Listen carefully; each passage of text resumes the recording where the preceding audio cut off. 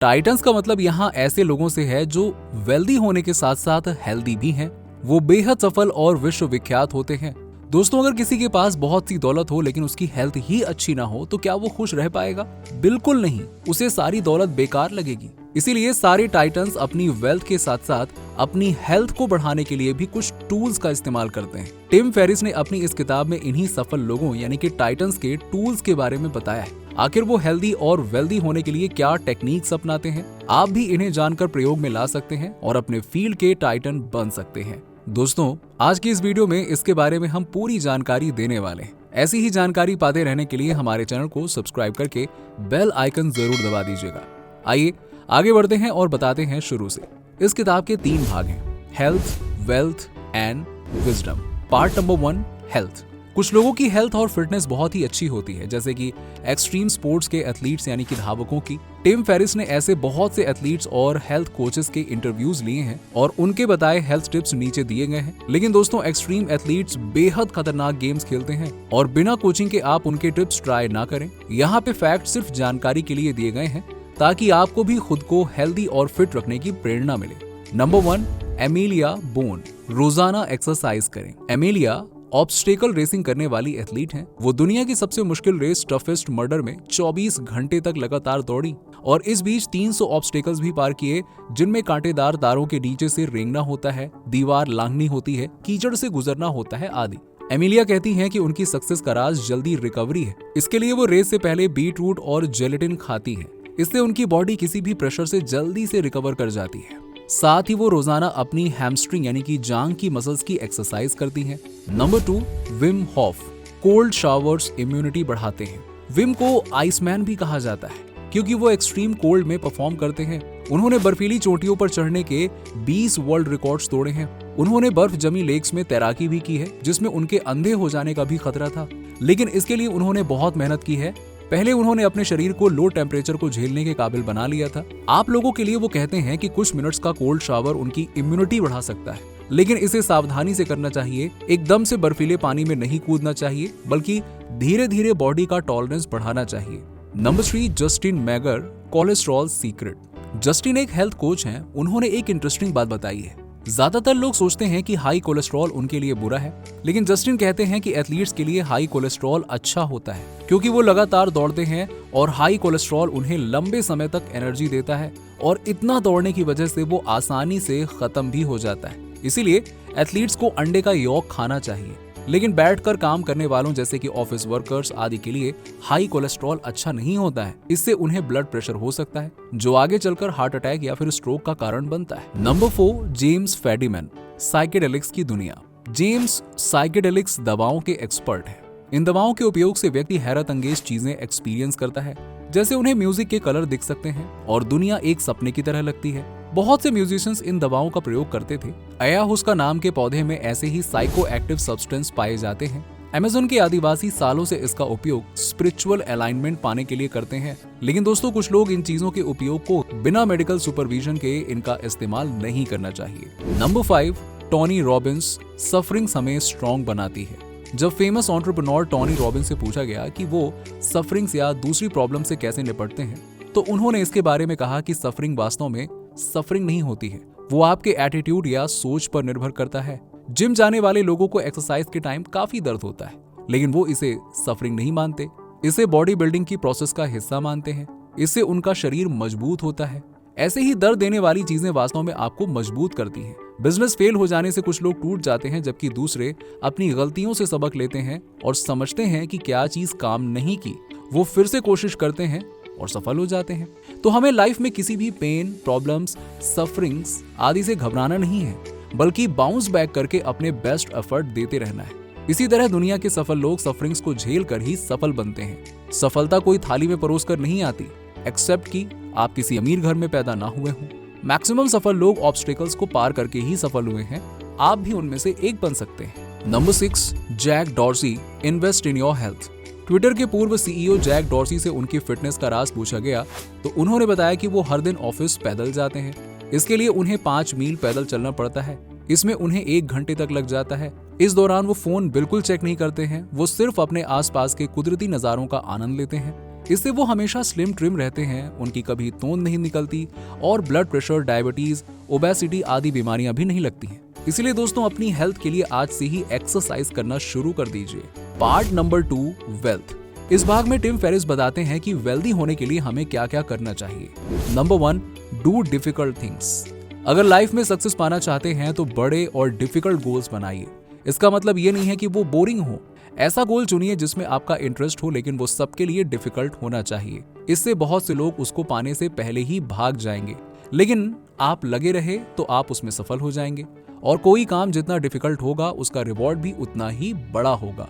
बहुत से लोगों ने समुद्री यात्राएं की थी, लेकिन कोलंबस ने मजबूत इच्छा शक्ति के साथ सबसे मुश्किल यात्रा की और अमेरिका को खोजा। इसके बाद आप सोच ही सकते हैं कि वो कितना वेल्दी हो गया होगा।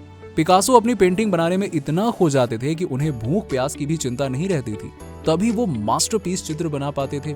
ऐसे ही जो प्लेयर्स लगातार प्रैक्टिस करते हैं और दूसरों से ज्यादा मेहनत करते हैं, वो ओलंपिक गेम्स में मेडल जीत कर लाते हैं। ब्लॉगिंग में भी जो सालों तक लगा रहता है वो सक्सेसफुल हो जाता है, लेकिन जिनमें हार्ड वर्क की क्षमता नहीं होती है वो 5 से 6 महीने में ही भाग जाते हैं। इसीलिए डिफिकल्ट टास्क करने का अपने अंदर जज्बा पैदा कीजिए। इससे आप एक दिन बहुत वेल्दी हो सकते हैं।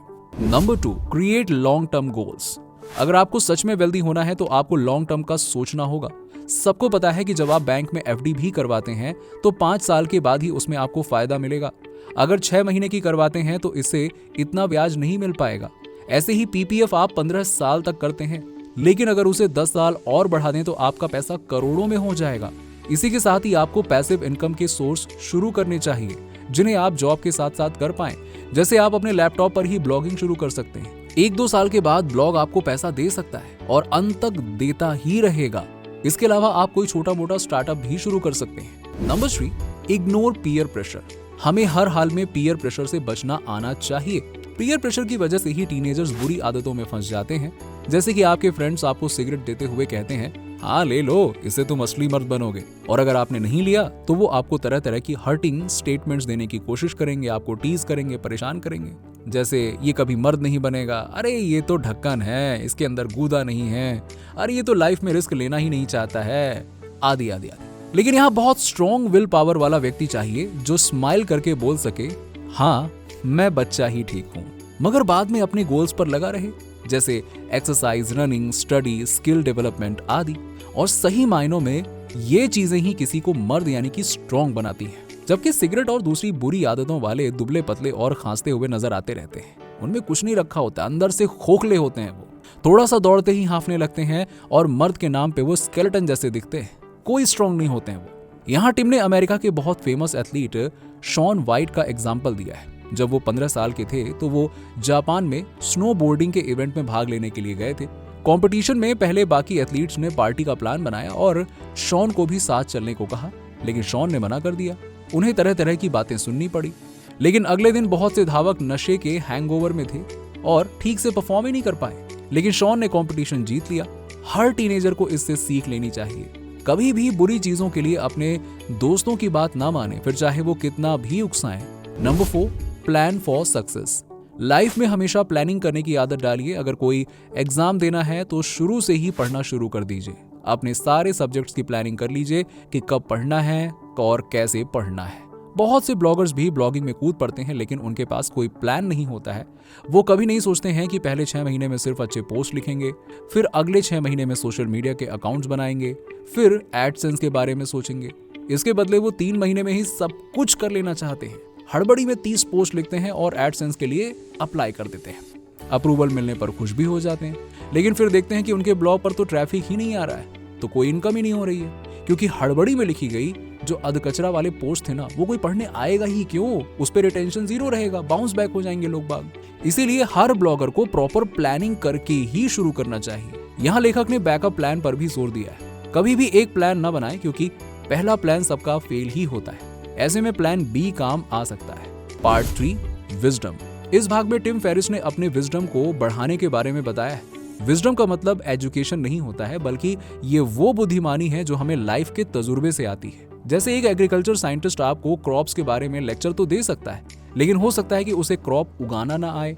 इसके विपरीत कम पढ़ा लिखा किसान आपको क्रॉप उगा कर दिखा सकता है। वो टेक्निकल टर्म्स का उपयोग तो नहीं करेगा ना, लेकिन अपने तजुर्बे से उसे पता होगा कि प्रैक्टिकल लेवल पर क्रॉप उगाने में क्या प्रॉब्लम्स आती हैं और उन्हें कैसे दूर किया जा सकता है। इसीलिए आपको भी अपनी विजडम को तरह तरह के तजुर्बों से बढ़ाना चाहिए। Number 1, do things fast. अपने गोल को जल्दी से जल्दी पाने की कोशिश करें। कुछ लोग हर चीज को परफेक्ट करने के चक्कर में उसके बारे में सोचते ही रह जाते हैं और इससे उनका गोल सालों साल तक पूरा ही नहीं होता है। लेकिन टिम कहते हैं कि आप परफेक्शन के चक्कर में ना पड़ें। अगर कोई काम 80% भी ठीक हुआ है तो बहुत है, बाद में उसमें और सुधार हो सकता है, लेकिन पहले उसे कंप्लीट तो करिए। अगर आपने 10 साल का कोई गोल बनाया है तो उसे 6 महीने में निपटा डालें। ऐसे ही हर गोल का समय कम करें और उन्हें जल्दी से निपटाना सीखें। इससे आपके ब्रेन को उचित ट्रेनिंग मिलेगी और आप लाइफ में कभी दूसरों से पीछे नहीं रहेंगे। Number 2, be conscious. टिम कहते हैं कि हम हर दिन एक ड्रीम लाइक स्टेट में जी रहे होते हैं। सब कुछ ऑटोमेटिक हो रहा होता है। हमारे ब्रेन में असंख्य विचार आते जाते रहते हैं। जैसे एक सब्जी वाला सुबह उठकर अपनी सब्जी की रेहड़ी पर आ जाता है और सब्जी बेचता रहता है। उसकी यही दिनचर्या बन चुकी है। वो कभी ये नहीं सोचता है कि उसकी सेविंग्स हुई हैं नहीं हुई हैं, उससे वो कोई और बिजनेस शुरू कर देगा या क्या करना चाहिए, क्योंकि वो इन चीजों के प्रति कॉन्शियस ही नहीं है। ऐसे अनेक एग्जाम्पल्स हो सकते हैं। बहुत से गरीब लोग इन्वेस्टमेंट के प्रति कॉन्शियस नहीं होते हैं, इसीलिए वो गरीब ही रह जाते हैं। ऐसे ही हम भी कई बार अपनी पर्सनैलिटी के बारे में कॉन्शियस यानी कि जागरूक होते ही नहीं है। हम सोचते हैं कि हम हर चीज तो ठीक कर रहे हैं, गलत क्या कर रहे हैं। लेकिन हो सकता है कि दूसरों को हमारे कुछ ट्रेट्स पसंद ना हो, इसीलिए हमें कॉन्शियस होकर सोचना होगा। मान लीजिए लेट होना हमारी आदत है तो हमें उसके प्रति कॉन्शियस होना होगा और उसे बदलना होगा, क्योंकि इससे लोगों के बीच में हमारी राय नेगेटिव बन रही होगी जिसका हमें एहसास भी नहीं होगा। ऐसे ही हमें अपने हर ऑटोमेटिक विचारों की पड़ताल करनी होगी। जो नेगेटिव हैं उन्हें हटाना होगा और जो पॉजिटिव चीजें हमारे अंदर नहीं है, जैसे कि कॉन्फिडेंस, एक्शन लेना आदि, उन्हें अपने भीतर लाना होगा। Use 3 options in life. लेखक कहते हैं कि किसी भी मुश्किल सिचुएशन में हमारे पास 3 चॉइसेस होती हैं। Number 1, change the situation. Number 2, accept the situation. Number 3, leave the situation. तो टाइम के मुताबिक हमें इन तीनों का चुनाव करना चाहिए। कुछ लोग इनमें से कुछ भी नहीं चुनते हैं और भाग्य का रोना रोने लगते हैं। आइए एग्जाम्पल से तीनों चॉइसेस को समझते हैं। अगर आपका जन्म गरीब परिवार में हुआ है तो आपको पहली चॉइस अपनानी चाहिए। आपको मेहनत करके अपनी सिचुएशन को चेंज करने की कोशिश करनी चाहिए, ना कि किस्मत को कोसते रहना चाहिए। अगर कोई बिजनेस फेल हो जाता है तो उसे एक्सेप्ट करें, ना कि रोना लेकर बैठ जाएं। गलतियों से सीखकर फिर से ट्राई करें।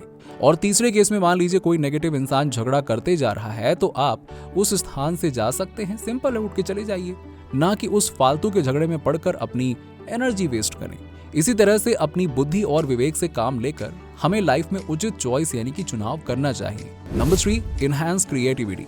हमें अपनी क्रिएटिविटी बढ़ाने पर भी ध्यान देना चाहिए। क्रिएटिव चीजों से जिंदगी जीने लायक बनती है, नहीं तो सब कुछ नीरस हो जाएगा। क्रिएटिविटी बढ़ाने के लिए लेखक ने ये टिप्स दिए हैं। नंबर 1, जो भी आपको आता है आप उससे शुरू करें, क्योंकि आप उस फील्ड के एक्सपर्ट होंगे तो उसमें आपकी क्रिएटिविटी निखर कर आएगी। जैसे आपको नॉवेल लिखना है और आप टीचर हैं तो अपने टीचिंग से जुड़े एक्सपीरियंस इसमें इस्तेमाल में ला सकते हैं। नंबर 2, नेचर से प्रेरणा लें। नेचर आपको पेंटर, सिंगर, नॉवेलिस्ट, एंटरप्रेन्योर कुछ भी बना सकता है, इसीलिए कुछ पल नेचर के साथ अकेले में जरूर गुजारें। नेचुरल दृश्यों से दिमाग में नए नए क्रिएटिव आइडियाज आते हैं। नंबर 3, जबरदस्ती क्रिएटिव ना बने। जैसे अगर आपको कोई गाना लिखना है तो ये ना करें कि एक जगह बैठकर सोचने लग जाएं, बल्कि उसके बारे में सोचे ही ना, आप दूसरी चीजें करिए। लेकिन आप देखेंगे कि आपके दिमाग में अपने आप ही कोई गाना आ जाएगा, क्योंकि हमारा सबकॉन्शियस ब्रेन ऐसे ही काम करने के लिए बना हुआ है, वो काम करता रहता है अपना। Number 4, power of writing. हर दिन लिखने की आदत डालिए। शुरू में आपका लेखन बेकार होगा, लेकिन कुछ सालों के बाद आप देखेंगे उसमें बहुत सुधार आ जाएगा। हो सकता है कि पूरी किताब ही बन गई हो। जो भी बड़ा इन्फ्लुएंसर होता है उसने कोई ना कोई किताब या फिर डायरी जरूर लिखी होती है। लिखना एक तरह दिमाग की एक्सरसाइज है। लिखने के लिए हमें सोचना पड़ता है। जैसे बॉडी बनाने के लिए जिम होता है, वैसे ही दिमाग बढ़ाने के लिए लिखने की एक्सरसाइज काम में आती है। कुछ भी लिखिए, किस्सा, घटना, कहानी, गजल, कविता आदि, जो मर्जी। इसके साथ ही अपने गोल्स भी लिख कर रखिए। इससे आपको गोल्स को समझने में क्लैरिटी आएगी और आप आसानी से उन्हें अचीव कर लेंगे। Number 5, stupid questions are okay. दूसरों की कभी परवाह न करें। उन्हें आपकी सोच स्टूपिड लग सकती है, लेकिन दूसरे कभी भी इसे समझ नहीं सकते। जितने भी बड़े आविष्कार हुए हैं उनका पहले मजाक ही उड़ाया गया। जैसे राइट ब्रदर्स के प्लेन का बहुत मजाक बना था, लेकिन आज सारी दुनिया उन्हीं के एडवांस वर्जन्स में देश विदेश में घूमती है।